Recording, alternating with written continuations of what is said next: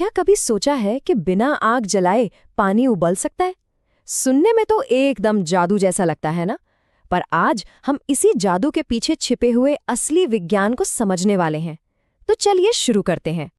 जरा एक पल के लिए सोचिए, क्या ये सच में मुमकिन है?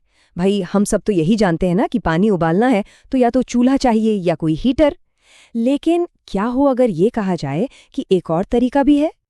तो ठीक है, ये देखिए, हमारे पास यहाँ एक बीकर में बस थोड़ा सा एकदम ठंडा सादा पानी है, कुछ भी खास नहीं है ना। हमारी कहानी की शुरुआत बस यहीं से होती है। अच्छा, अब आता है असली मजा।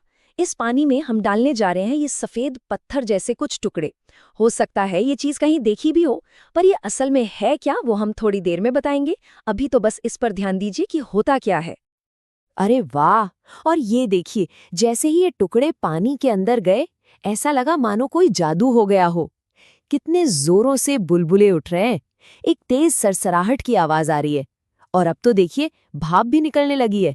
देखते देखते पानी सच में खौलने लगा है। तो सबसे बड़ा सवाल तो यही है, ना कोई आग ना बिजली, तो फिर आखिर ये गर्मी आई कहाँ से? चलिए आज इसी राज से पर्दा उठाते हैं। देखिए, आमतौर पे क्या होता है, हम पानी को बाहर से गर्मी देते हैं, है ना, जैसे गैस स्टोव पर। लेकिन यहाँ कुछ एकदम अलग हो रहा है। यहाँ गर्मी कहीं बाहर से नहीं आ रही, बल्कि वो उन सफेद टुकड़ों के अंदर से ही निकल रही है।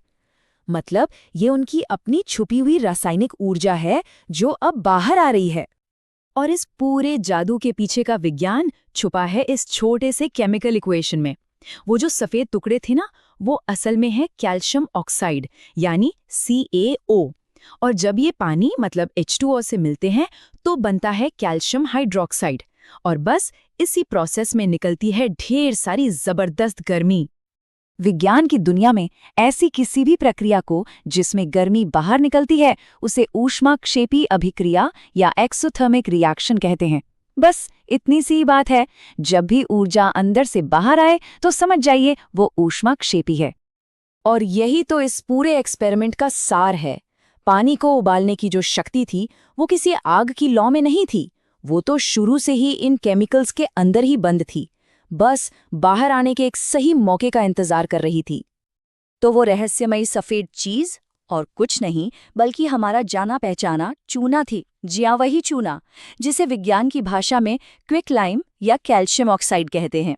और हाँ, चूने में पानी मिलाने के इस खास प्रोसेस का भी एक नाम है, इसे स्लेकिंग कहते हैं। तो अगली बार जब चूना देखे ना, तो याद रखिएगा कि उसके अंदर कितनी जबरदस्त एनर्जी छुपी हुई है।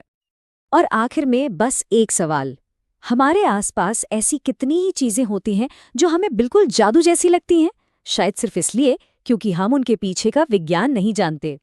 हो सकता है कि असली जादूगर तो विज्ञान ही हो। इस पर सोचिएगा जरूर।